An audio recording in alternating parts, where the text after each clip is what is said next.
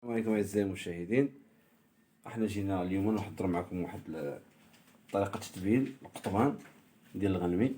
كما كتعرفوا هذه بمناسبه العيد الاضحى.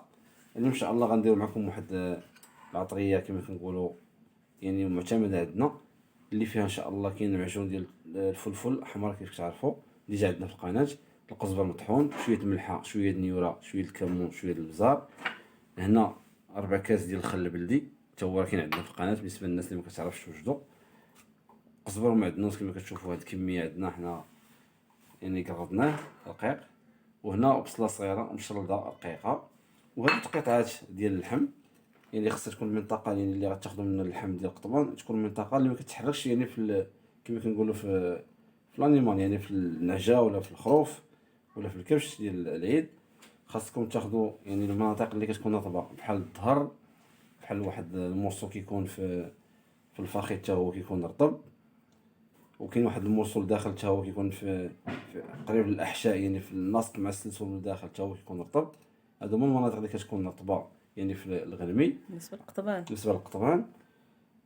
ولا كان شي موصل يعني من الفخذ قاص شويه تقدروا ديروا ليه الخل ولا الحامض، يعني يبقى واحد المده طويله على الاقل واحد 12 ساعه في الثلاجه باش يرطب شويه باش يجي ساهل يعني كما كنقولوا في الاكل. على بركه الله ندوزو نديرو المكونات، نديرو التوابل ديالنا.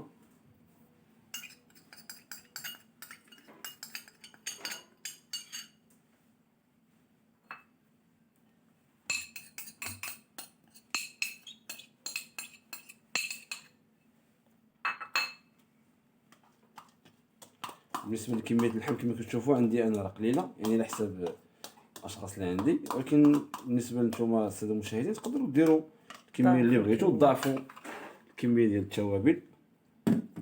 وعلى فكره بالنسبه لهاد يعني كما نقولوا هاد الشرموله اللي درت انا ولا هاد العطريه هادي تقدروا دوزوا يعني ديروه فوق الفاخر تشويوه، وتقدروا ديروه حتى في المقله. حتى في المقله كيجي زوين.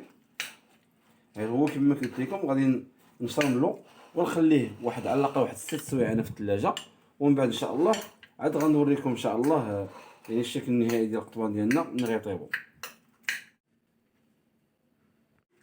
هادو هما القطبان ديالنا بعد ما طيبناهم تبارك الله جاو لداد.